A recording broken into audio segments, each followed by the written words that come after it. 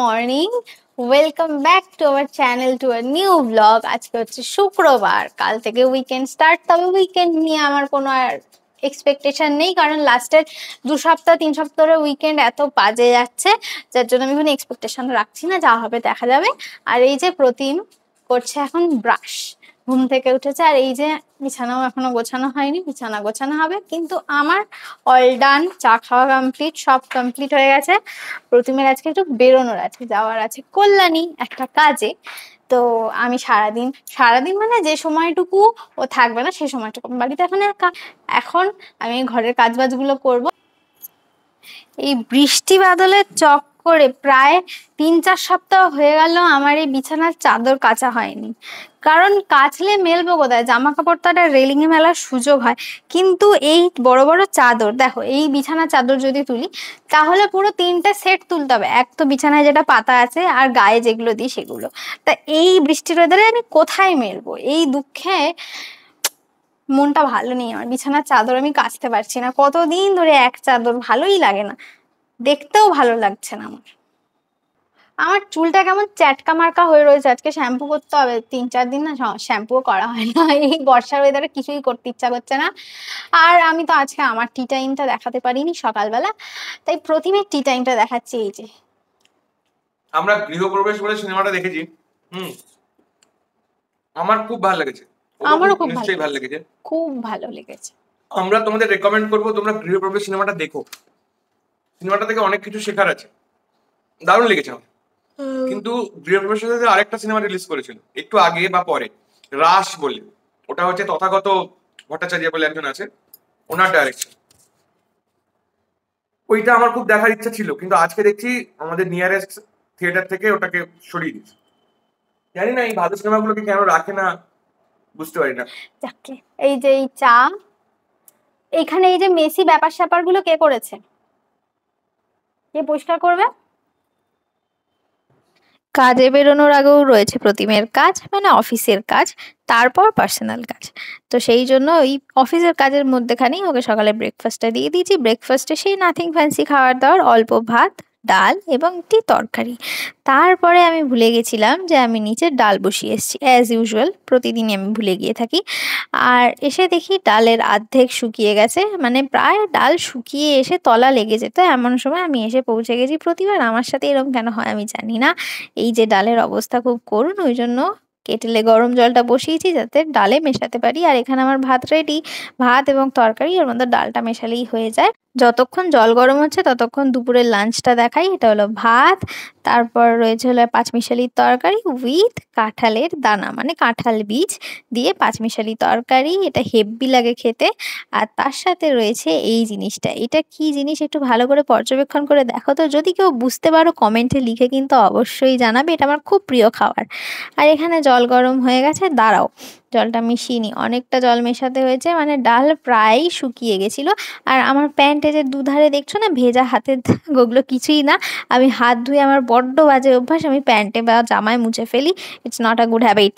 আমি খাবার নিয়ে চলে এসেছি উপরে, মানে ব্রেকফাস্টটা নিয়ে আমি এখানে বসে গেছি খেতে। আর প্রতিম হচ্ছে রেডি, অফিসের কাজ অর্ধেক শেষ করে সে যাচ্ছে, যেতে হবে তাকে হচ্ছে কল্যাণী। বাবা আরও বেরোবে, বাবা গেছিল একটু বাইরে কাজে। ইন দ্য মিন টাইম ওই জন্য রেডি হয়ে নিয়েছে এবং যা গোছানোর গুছিয়ে নিল। প্রতিম আর বাবা এই জাস্ট বেরোলো, কিছুক্ষণ হলো। তো এখন তো বাড়ি ফাঁকা, বাজে এখন 12টা। আমার সেরকম কোনো কাজও নেই, সব কাজ হয়ে গেছে। সকালবেলা আজকে রান্নার পিসিকে দিয়ে সমস্ত রান্নাই করিয়ে রেখেছি, কিছু বিশেষ নেই। তো বিকেলবেলা করে না আমার একটা ভয়ঙ্কর টাইপের খিদে পায়, মানে বিকেল ঠিক না, ওই সন্ধ্যের দিক করে ভুলভাল খাওয়ার ইচ্ছা হয়, ভাজা পোড়া। তো সেটাকে রেস্ট্রিক্ট করার জন্য আমি ভেবেছি কিছু একটা বানিয়ে খাবো। আগে খেতাম, এখন আর ইচ্ছা করে না বিকেলবেলা বানাতে। তো এখনই সেটা বানিয়ে রাখবো। এমন কিছু বানাবো যেটা এখন বানালে সন্ধ্যা অব্দি থাকবে। তো সেটা বানানোর জন্য আমার যেটা লাগবে সেটা হচ্ছে এই যে অলিভ অয়েল। অলিভ অয়েল দিয়ে বানাবো। গেল মাসে গ্রসারিতে গেছিলাম, সেখানে এটা নিয়ে এসে সেখান থেকে অলিভ অয়েলটা বেশ ভালো, ফার্স্ট টাইম ইউজ করছি। করে দেখে, মানে দেখে মনে হচ্ছে ভালো, ইউজ করে দেখি কতটা কি বৃত্তান্ত। এই রেসিপিটা বানানোর জন্য প্রথমে কড়াইতে 1 টেবিল স্পুন মতো অলিভ অয়েল দিয়ে নিয়েছি। এটা এক্সট্রা ভার্জিন নয়, নর্মাল অলিভ অয়েল। এটা একটু হালকা গরম হয়ে গেলে তার মধ্যে দিয়ে দিয়েছি সামান্য একটু কালো জিরে ফোড়ন। এটা না খানিকটা ইন্ডো ওয়েস্টার্ন টুইস্ট আছে। তার মধ্যে দিয়ে দিয়েছি কাঁচা চীনাবাদাম, মানে যেটা দোকানে বিক্রি হয় ভাজা বাদাম, সেটা নয়, কাঁচা বাদাম। আর এখানে দিয়ে দিয়েছি অল্প নুন। এই যে ভাজাটা বানাচ্ছি এটাকে বেশি দিন স্টে করানোর জন্য নুনটা দেওয়া এসেনশিয়াল, তাহলে ক্রিস্পি থাকে। আর তারপর যেটা মেন ইনগ্রেডিয়েন্টস যাবে সেটা হচ্ছে মাখানা। মাখানাটা আগে অতটা সুপরিচিত ছিল না সবার কাছে, কিন্তু এখন সবাই মোটামুটি এটাকে চেনে।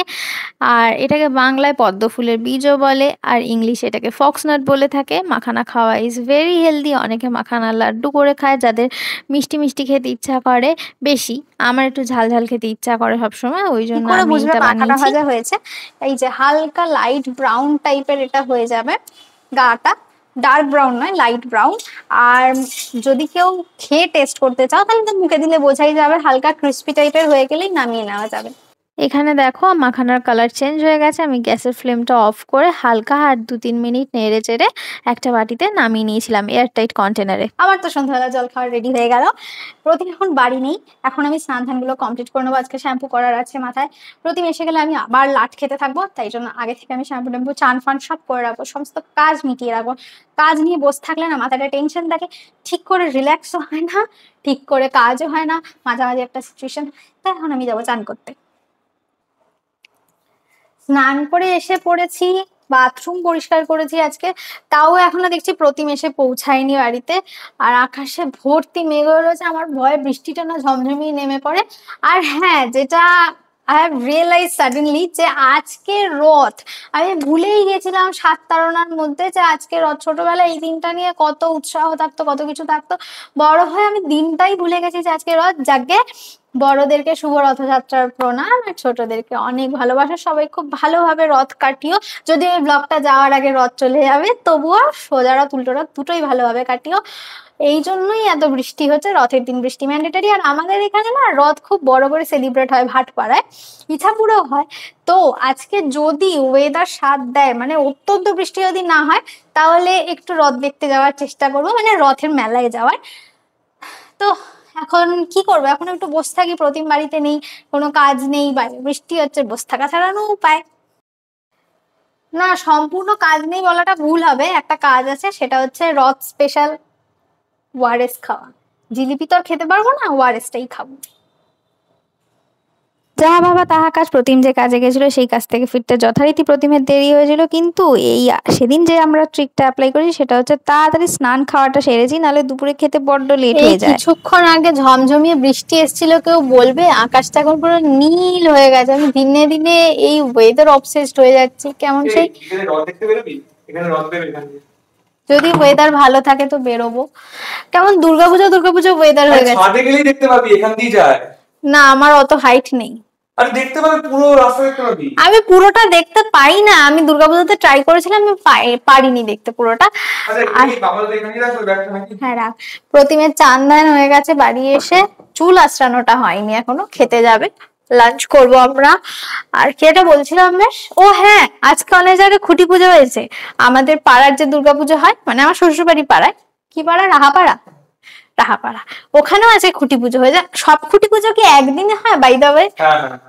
আমার ঠিক জানা নেই, তোমরা যদি জেনে থাকো জানিও তো। আমার জানা আছে, আমি বলেছি। তুই জানো কত খুঁটি পুজো একদম উপস্থিত থেকেছিস? সব জানতা গামছাওয়ালা, পেছনে গামছাও আছে।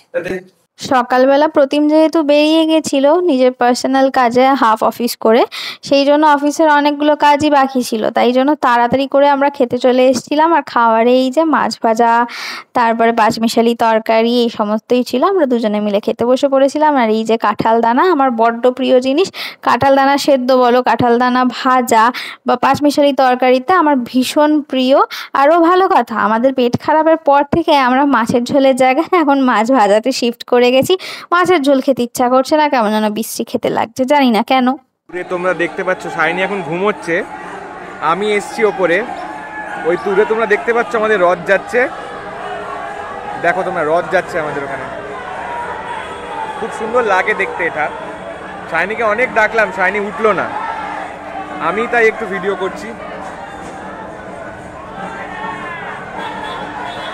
ওই দেখো জগন্নাথ প্রভুর রথ, জয় জগন্নাথ।